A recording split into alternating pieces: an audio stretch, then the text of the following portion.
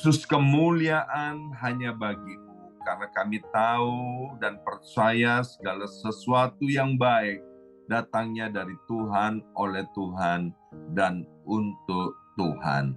Mari kita berdoa bersama-sama, ulangi seperti apa yang saya ucapkan.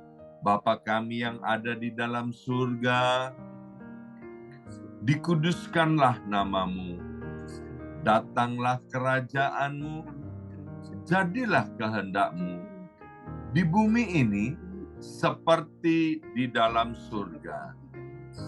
Bapa yang baik, berikanlah kami pada hari ini rezeki yang menjadi bagian kami secukupnya, cukup untuk memberikan pinjaman kepada banyak bangsa, sedangkan kami sendiri tidak punya pinjaman.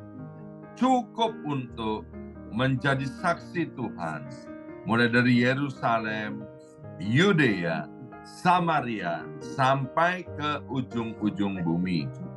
Cukup untuk menjadikan semua bangsa murid Kristus dan membaptis mereka dalam nama Yesus. Terima kasih Bapa untuk rezeki yang secukupnya, dan ampunilah dosa-dosa kami, ampunilah kesalahan kami, seperti kami pun mengampuni orang-orang yang bersalah kepada kami. Dan janganlah masukkan kami ini ke dalam pencobaan, tetapi bebaskanlah kami dari segala yang jahat. Sebab Engkaulah yang empunya kerajaan, kuasa, dan kemuliaan sampai selama-lamanya. Dalam nama Tuhan Yesus, kami sudah berdoa. Haleluya, haleluya. Mari Bapak Ibu sekalian, sekarang kita bersama-sama secara serempak dan serentak kita akan menggemakan Mazmur 91 dengan suara yang keras, dengan suara yang lantang dari tempat kita masing-masing. Alkitab berkata, mati dan hidup dikuasai oleh lidah. Siapa suka menggemakannya akan memakan buahnya. 2, 3, Mazmur 91. Orang yang duduk dalam lindungan yang maha tinggi dan bermalam dalam naungan yang maha kuasa akan berkata kepada Tuhan, tempat perlindunganku dan kubu pertahananku, Allahku yang kupercayai. Sungguh Tuhanlah yang akan melepaskan aku dari jerat penangkap burung dan dari penyakit sampar yang busuk. Dengan kepaknya Tuhan akan menudungi aku. Di bawah sayapnya aku akan berlindung. Kesetiaan Tuhan ialah perisai dan pagar tembok. Amin, amin, amin. Terjadi di dalam nama Tuhan Yesus. Aku tak usah takut terhadap kedahsyatan malam, terhadap panah yang terbang di waktu siang, terhadap penyakit sampar yang berjalan di dalam gelap, terhadap penyakit menular yang mengamuk di waktu petang. Walau 1.000 orang rebah di sisiku dan 10.000 di sebelah kananku, tetapi itu tidak akan menimpa aku. Aku hanya menontonnya dengan mataku sendiri dan melihat pembalasan terhadap orang-orang fasik. Sebab Tuhan ialah tempat perlindunganku, yang maha tinggi telah kubuat tempat perteduhanku. Amin, amin, amin. Terjadi di dalam nama Tuhan Yesus. Malapetaka tidak akan menimpa aku, dan tulah tidak akan mendekat kepada kemahku. Sebab malaikat-malaikat Tuhan akan diperintahkan oleh Tuhan kepadaku untuk menjaga aku di segala jalanku. Para malaikat Tuhan akan menatang aku di atas tangannya, supaya kakiku jangan terantuk kepada batu. Singa dan ular tedung akan aku langkai. Aku akan menginjak anak singa dan ular naga. Amin, amin, amin. Terjadi di dalam nama Tuhan Yesus. Sungguh hatiku melekat kepada Tuhan, maka Tuhan akan meluputkan aku, Tuhan akan membentengi aku, sebab aku mengenal nama Tuhan. Bila aku berseru kepada Tuhan, Tuhan akan menjawab. Tuhan akan menyertai aku dalam kesesakan. Tuhan akan meluputkan aku dan memuliakan aku. Dengan panjang umur akan Tuhan kenyangkan aku, dan akan Tuhan perlihatkan kepadaku keselamatan daripadanya. Amin, amin, amin. Terjadi di dalam nama Tuhan Yesus. Terima kasih ya Aba ya Bapa. Sebentar kami akan mendengarkan sebagian daripada kebenaran firman Tuhan. Berbicaralah melalui hamba firman-Mu, Bapak Pendeta Yusman Swardana Legawa. Terima kasih Bapak, dalam nama Yesus. Yang siap mendengarkan firman Tuhan, angkat jempolnya ke depan dan katakan amin 3 kali. Amin, amin, amin. Salam kebangkitan, salam penuaian. Semangat pagi! Ya, semuanya semangat pagi. Apa kabarnya Bapak Ibu semuanya? Luar biasa, senang sekali hari ini, hari Jumat, tanggal 26 Januari 2024, boleh bersama-sama dengan Bapak Ibu semuanya yang on fire, yang semangat, luar biasa ya. Dan hari ini kembali kita akan dilayani oleh hambanya, yaitu Bapak Pendeta Yusman Swardana Legawa. Shalom Pak Yusman. Shalom. Wah, mantap sekali. Silakan Pak Yusman, waktu dan tempat untuk Pak Yusman. Ya, shalom saudara-saudara kekasih Kristus yang berada di Amerika. Selamat pagi, selamat menyambut hari yang baik. Dan biarlah benih firman Tuhan pagi ini mengiringi perjalanan saudara sepanjang hari ini. Nah, saudara, sengaja saya pagi ini membawakan sebuah judul yang dibutuhkan oleh setiap orang percaya, termasuk orang-orang dunia. Ya.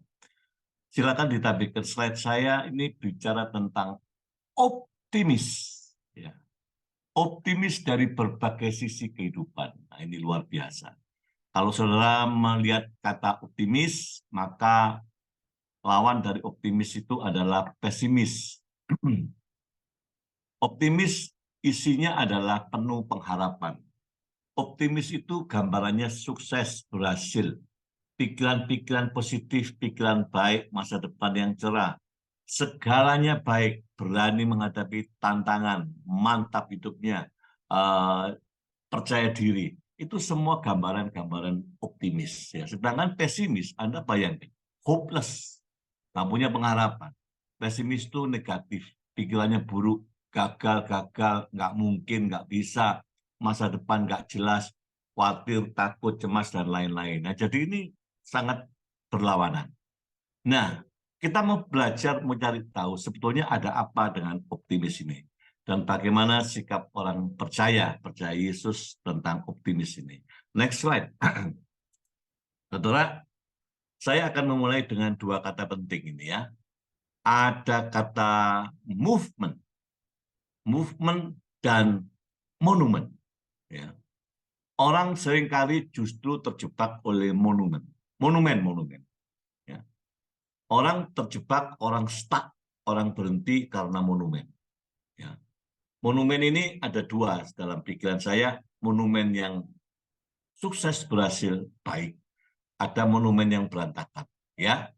Nah, saudara kalau lihat gambar itu adalah gambar gereja saya ambil di Eropa. Ya. Saya punya teman yang ada tinggal di Inggris. Ini contoh ya. Tinggal di Inggris, saya tanya begini. Di gerejamu berapa orang? Oh, tidak tentu, Pak. Tergantung harinya apa. Maksudnya gimana? Kalau hari Natal, pokoknya hari-hari pentingnya, maka gerejanya itu bisa 100 sampai 150. Tapi setelah hari-hari itu, ibadah-ibadah minggu-minggu yang biasa, itu antara 15, 10 kadang drastis. Ya. Nah, kenapa begitu? Maka saya berpikir banyak monumen-monumen gereja di Eropa itu yang kosong sekarang. Bahkan tidak jarang yang dijual. Tidak jadikan tempat ibadah lagi. Ya. Ini menyedihkan. Nah, inilah yang saya sebut mereka berhenti di dalam titik monumen. Bangga akan monumen, tapi movementnya, pergerakannya nggak ada.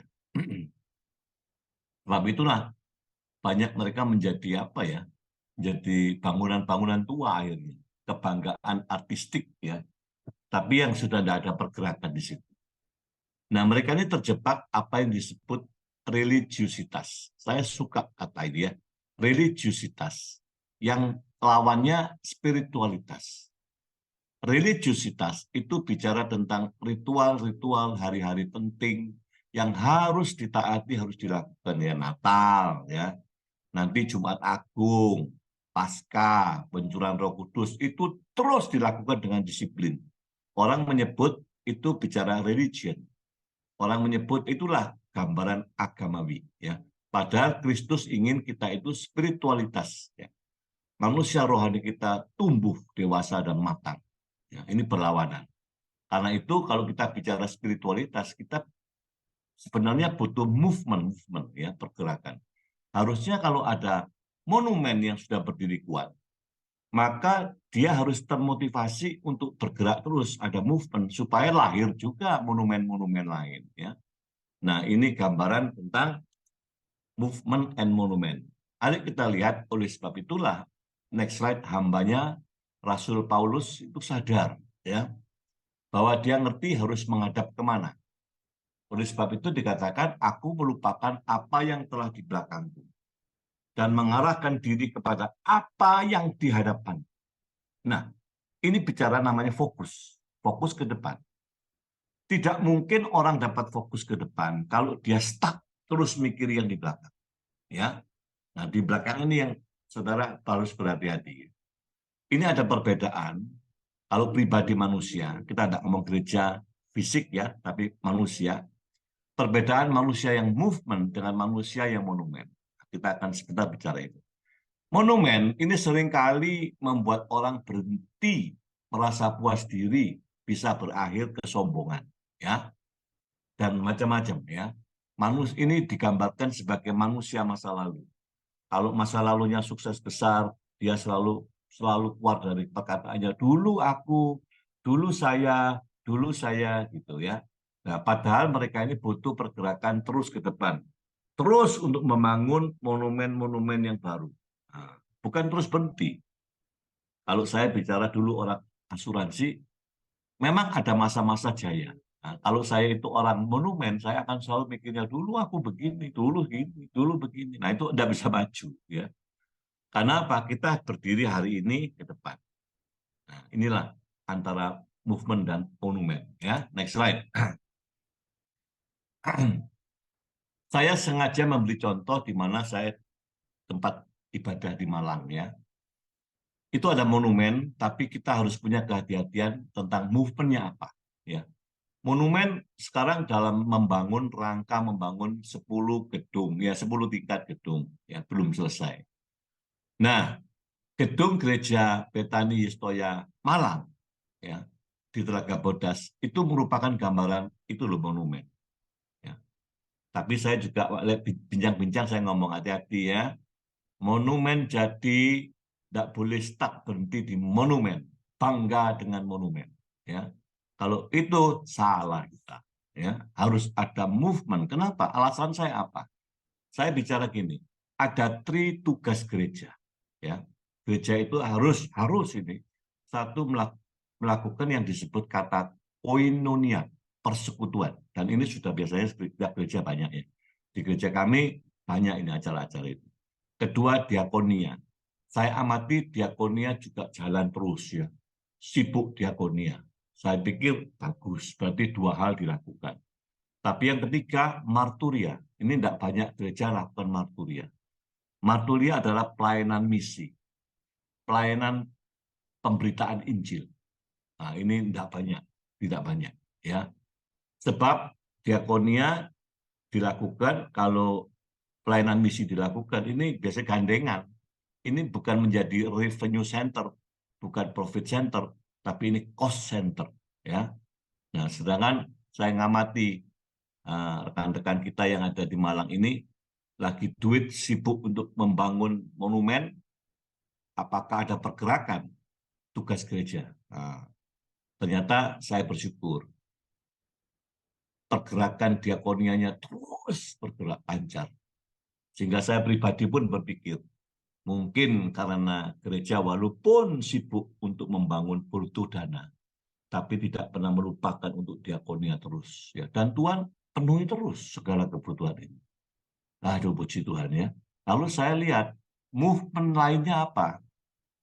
Movement lainnya memang yang lagi digerakkan, digencarkan itu adalah family altar atau komunitas sel ya. Dan saya meyakini mengiyakan. Ini benar, ada 2 fokus. Penyelesaian monumen dan terus mengembangkan family altar. Family altar waktu saya memulai di tempat itu 1 tahun lalu ya, itu hanya ada 15. Ya. Tapi puji Tuhan setelah digerakkan, sekarang sudah di atas 100 ya, 100 family altar. Dan ini saya senang, saya ngomong, ya betul, artinya kau lakukan ini, movement, ada pergerakan. Kalau enggak, hanya mikiri bangunan, tok, semua konsentrasi bangunan, habis di bangunan, udahlah, Tuhan tidak akan suka. Ya, pelayanan diakoninya terus, walaupun bukan bobot yang utamanya dia gerakkan di tahun ini ya. Tapi saya lihat terus mengalir, tidak pernah selesai diakonia itu. Hanya pelayanan misi yang baru akan dibangun. Ya, pelayanan misi akan dibangun. Memang saya bilang, pelayanan misi ini amanat agung loh. Ini amanat agung. Bukan perkara apa. Ya. Ini kerinduan Yesus ada di pelayanan misi. Tapi stuck gitu loh. Nah ini bicara tentang organisasi sebuah gereja yang saya hidup di dalam situ ya. Jadi saya pun berkepentingan penting untuk mengingatkan dan untuk bicara. Lalu kalau kita masuk di dalam urusan monumen dan movement pribadi, apa ya itu? Mari kita lihat ya slide berikutnya. Kalau pribadi kita gimana? Ya, kita ini punya monumen apa? Hati-hati, saudara. Tadi monumen itu bicara masa lalu.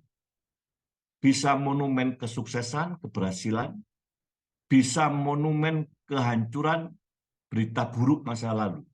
Ya, dan ini Paulus ingatkan, udahlah, nggak usah noleh ke belakang. Sekarang waktunya kau hadap ke depan. Apalagi mengingat hidup ini perjuangan, ya. Hadap ke depan, nggak bisa lihat belakang. Sukses atau gagal tidak boleh terperangkap, ya. Lalu harus punya movement, terus maju, membangun masa depan, membangun pergerakan, membangun kematangan kedewasaan rohani.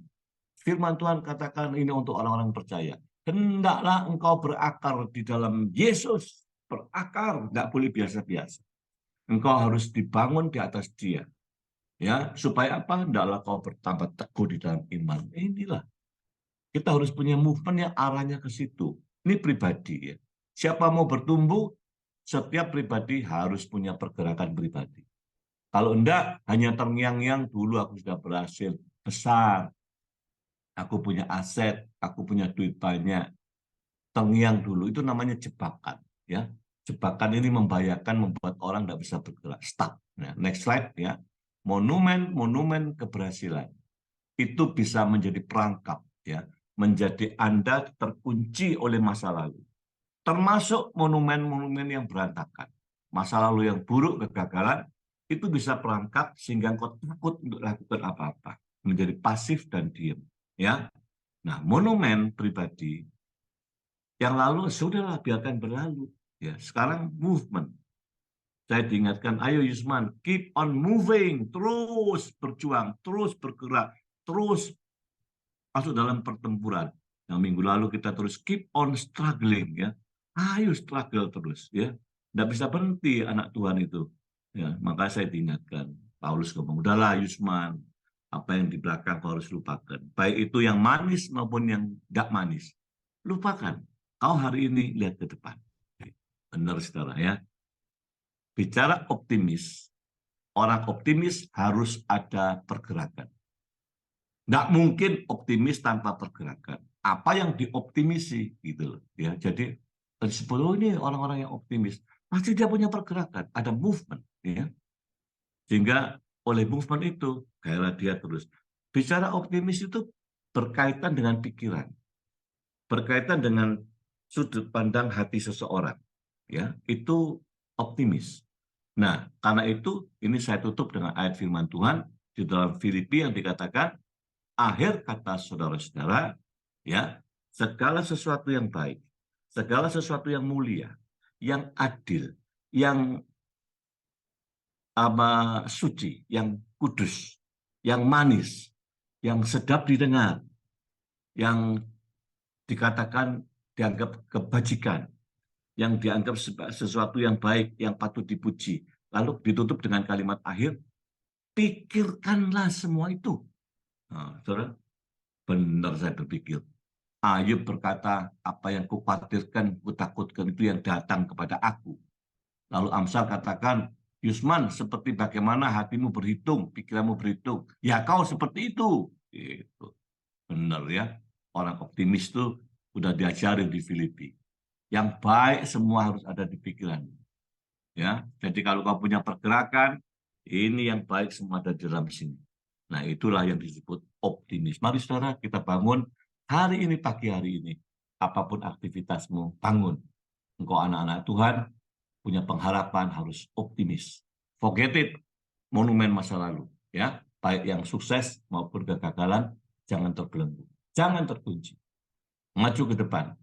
Di dalam nama Yesus, kita berhasil. Ya, amin. Ayo kita berdoa. Bapak, terima kasih. Waktu yang pendek ini Engkau mengajar kami, mengingatkan kami tentang monumen dan movement. Kami mengerti Tuhan Yesus, kalau orang optimis, dia harus ada pergerakan. Dan firman-Mu mengajar kami, orang optimis itu pikirannya diisi segala yang baik, yang mulia, yang adil, yang suci, yang kudus, yang manis, semua yang baik harus ada di pikirannya. Terima kasih Engkau ingatkan kami, Tuhan. Biarlah jemaat-Mu yang di Amerika pun menyambut pagi ini, mereka memenuhi pikiran-pikiran yang benar, pikiran yang baik, yang benar. Terima kasih Tuhan, Engkau menyertai setiap kami, dan kami boleh mendapati pergerakan kami adalah pergerakan yang mulia untuk nama Tuhan Yesus. Haleluya. Amin. Amin.